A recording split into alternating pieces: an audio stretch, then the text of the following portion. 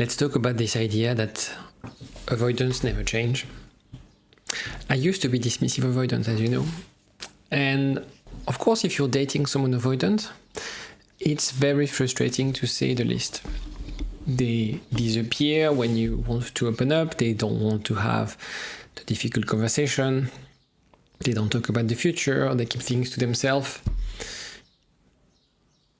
Attachment is not something that's tattooed on your back. And I'm a proof that if you are avoidant and you're willing to do the work, you can change your attachment. My clients, whether they're avoidant or anxious, are also the proof that you can develop a secure attachment style. The point is how we can create the right condition for people to feel safe, whether they're avoidant or anxious. And yes, when you don't know about attachment style, and you see the person you love disappearing, ghosting you, withdrawing, it's obvious and normal that you feel, I'm not loved. They don't care about me. And obviously, like many things when it comes to human psychology, it's slightly more complex than that. What happened to me is that I had a relationship that somehow was kind of transformational. I discovered that I needed more than just the way I looked at relationship. Not because of the years of therapy, but because of a specific relationship with a girlfriend at that time who was secure and who had the right words to tell me the things that made me feel safe and secure and made me want to change. Because I realized that those actions, those words, were not necessarily in line with the person I wanted to be. And I think it's a normal process in people's life to realize one day that what we do, who we are as young adults, is just a continuation of who we were as a child, the relationship with our parents, with our caregiver.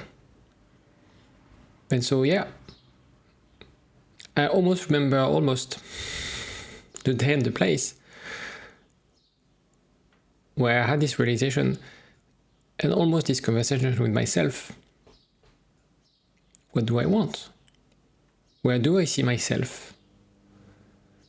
And the where do I see myself is a very difficult question to answer for an avoidant person. I thought for a very long time that being in the here and now, just focusing on what's going on today, was a strength. And in a way it is, in some situations, not every time. But because of that relationship, because of that conversation, I did the work. And when I say I did the work, it's just a question of course, of my studies and learning about studying Bowlby and Ainsworth. But I realized that actually what was holding me back was just this avoidance. And as soon as I managed to pinpoint this, I was able to change. I was able to connect, to experience something different, to finally understand my partner, and finally understand that what I was doing all along, it's not that it was wrong, but it's not the person I wanted to be. Because I always wanted to have kids, family, to be connected with someone I love. And yes, you can be an avoidant person and have this willingness to change.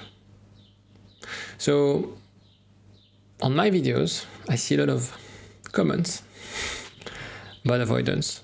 They never change. They don't make the effort. Some of them, that's possible. And you should stay away from them.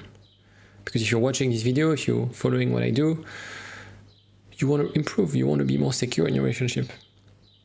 But equally, I know a lot of avoidant people who are willing to do the work, who are curious about themselves, who want to push the boundaries.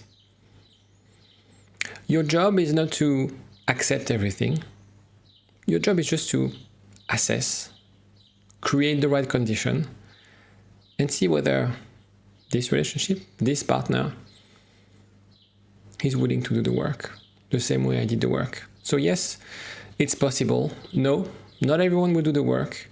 And no, it's not your responsibility to heal them, to make them realize this. You can guide, you can be a role model, but that's it. That's not your role. So yeah, that's just what I wanted to say about being an avoidant and feeling this stigma in a way that I see online about dismissive avoidant. No, we're not evil, we're just immature. And so, of course, you don't want to date someone immature.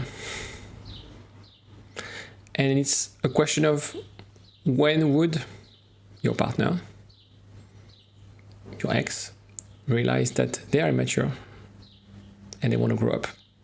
You want to grow with someone who's also growing themselves. So, yeah, good luck with everything. Don't assume that your attachment is meant to be, or your insecurities are meant to be there forever. They're just a software that you can update, a code that you can rewrite. Yeah, just the beginning of the journey.